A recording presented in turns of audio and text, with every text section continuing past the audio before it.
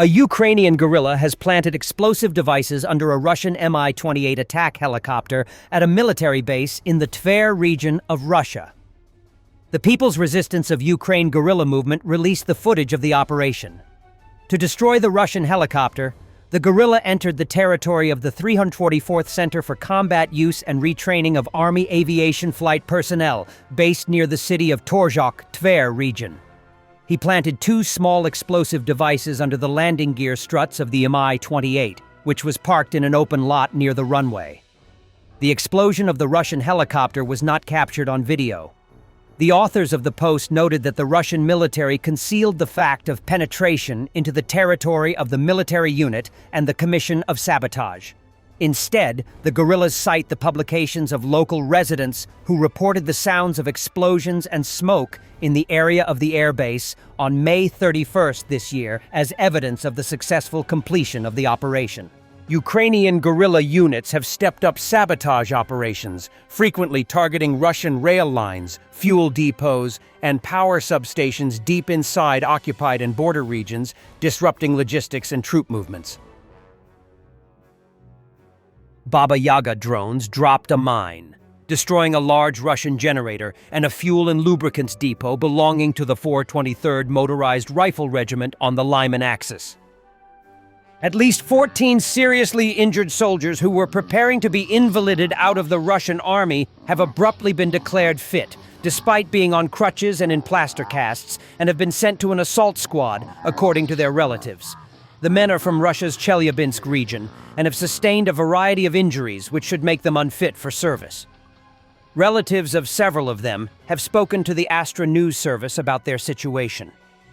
One of them, a man named Alexander Krug, has a paralyzed right hand for which he was initially treated in a hospital in Chelyabinsk before being sent back to Ukraine to a reserve battalion. He has already received a state award and a veteran's certificate. Evgeny Sergeyev is in a similar position. He can't even hold a cigarette with his right hand, according to his wife. Almaz Ziazov has a titanium plate in his head after being wounded and suffers from fainting spells and vision problems. He has been diagnosed with the neurodegenerative disease post-traumatic encephalopathy, which is caused by brain trauma. Sergei Schneidmiller has a torn radial nerve in his right arm and has been prescribed treatment and rehabilitation. He was supposed to be going for surgery at a hospital in Bryanka on 20 August. Like several of the other men, he is a recipient of the Order of Courage. Despite their injuries, the men and about a dozen others were abruptly declared fit for military service by the head of the 90th Division's medical company, Evgeny Puzienko. They were assigned to an assault squad, given bulletproof vests and helmets, and taken to the front. Relatives say that the men have been sent to storm the Novoselivka area, north of the strategic city of Sloviansk. They are all from the reserve battalion. After serious injuries, they are going to their death. Not one of them was treated completely. Not one of them passed the military medical commission. All of them had doctor's approval to go to Russia for further treatment. Yesterday, they were unfit for combat missions. And today, they are already sitting in the basement and waiting to be taken to the 0 point in the field under shells and bullets, says Olga, one of the wives. She has already filed a complaint with the military prosecutor's office. But we are running out of time. There is no contact with them. We do not know how they are, she says. Russia has frequently used badly injured soldiers as assault troops, including men in wheelchairs, as the thread below documents. It appears to be more economical for the Russian military to send them to their deaths than to get them treated.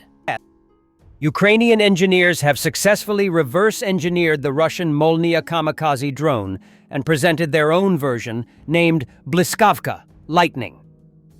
Ostani Capitalist, the Last Capitalist channel, launched a fundraising campaign for these drones. The Bliskavka drone boasts an impressive maximum flight range of 40 kilometers and can reach altitudes of up to 2,000 meters. It is capable of carrying a payload of up to 8 kilograms. The fundraising goal is $300,000 for 350 drones. This suggests an approximate cost of $857 per unit. It is likely that this amount also includes the cost of control systems and launchers, which are supplied along with the drones. In terms of design, The Ukrainian Blyskavka drone closely replicates the structure and dimensions of the Molniya drone. A wooden center wing, no fuselage, 2 tubes serving as load-bearing elements, a front-mounted engine, and a battery installed above the center wing. The specifications are also similar. The first-generation Russian Molniya UAV can carry a warhead weighing up to 7 kilograms and has an estimated flight range of approximately 30 to 35 kilometers. Russia struck a gas facility in the Ismail district of Odessa region, leaving 2,500 consumers without gas. This was a deliberate strike on our preparations for the heating season, absolutely cynical, like every Russian attack on our energy sector, President Zelensky said. It was reported that the fire was visible from as far as Moldova and Romania. Russian propagandists openly call the strike on the Orlivka gas compressor station in Odessa region a signal from Moscow to Aliyev. Along this station, test volumes of Azerbaijani gas, under an agreement between Naftogaz and Sokar, were already being delivered. Russian propagandists say that attempts to establish supplies bypassing Russia, but using its infrastructure, will be cut short. Russia thinks it can dictate what other sovereign states do. Russia thinks it remains influential in the post-Soviet space. Russia is an increasing threat to the world. Russia attacked Kupiansk with air-dropped bombs. According to neighbors, 3 people are trapped under the rubble. They had been sheltering in the basement of a destroyed apartment building. 5.08.25 года, примерно в 4 утра, прилетело между первым и вторым подъездом. Ляглый. А вот на счету. Первый подъезд, он завалился, нема ничего. Подвальное помещение, там, где, со слов жильцов, находятся 3 гражданских человека под завалами. Так, включаем этот. Боже мой. И котяра вот там придавлен на ногу. Ногу придавлен? Да. Ну вот здесь, вот, со слов жильцов, под завалами люди и... Там 5 слоев плит. 5 слоев плит, со слов людей. And something beautiful. Ukraine Naval Forces Orchestra at the Royal Edinburgh Military Tattoo 2025 in Scotland. Putin's aide Ushakov said that during their meeting, Russia sent signals regarding the Ukrainian issue and received corresponding signals from President Trump. President Trump. My special envoy, Steve Witkoff, just had a highly productive meeting with Russian President Vladimir Putin. Great progress was made. Afterwards, I updated some of our European allies. Everyone agrees this war must come to a close, and we will work towards that in the days and weeks to come. Thank you for your attention to this matter. And something beautiful. Ukraine Naval Forces Orchestra at the Royal Edinburgh Military Tattoo 2025 in Scotland.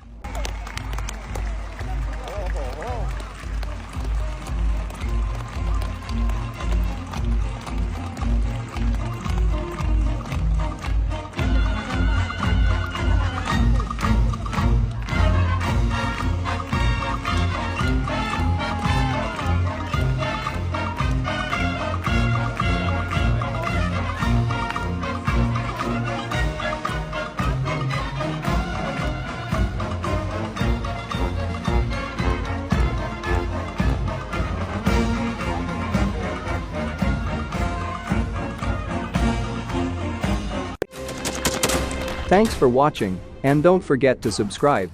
Also, if you want to support Warthog Defense, please become our member and get early access to new videos, exclusive members-only videos, and become administrator in comment section.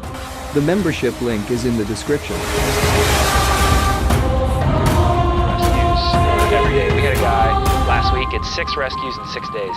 You know, he's doing the job every day.